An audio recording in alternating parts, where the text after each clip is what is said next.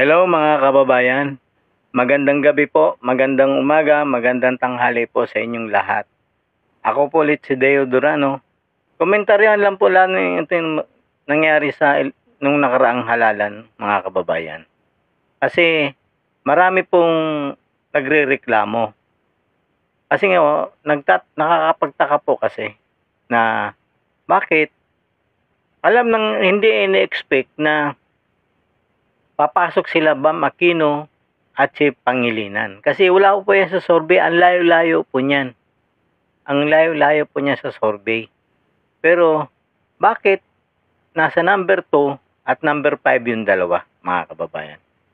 Hindi man natin pinagdududahan yung halalan. Pero sa mga naririnig po natin ngayon, sa mga galing mismo sa presinto at sa mga taong nagbumoto, na ano po na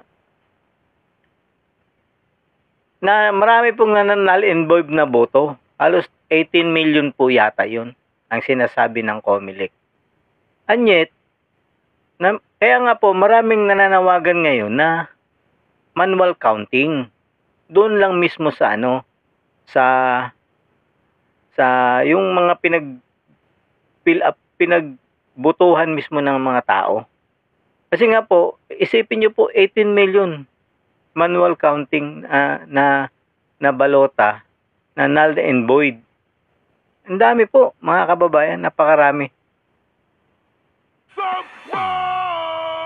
Marcos bangag, Marcos bangag, bangag, Marcos bangag, Marcos bangag, bangag, Marcos bangag, Marcos bangag, bangag, Marcos bangag, Marcos bangag, bangag, Marcos bangag, Marcos bangag, Marcos bangag, bangag, Marcos bangag, Marcos bangag, bangag, Marcos bangag, Marcos bangag, bangag, Marcos bangag, Marcos bangag, bangag,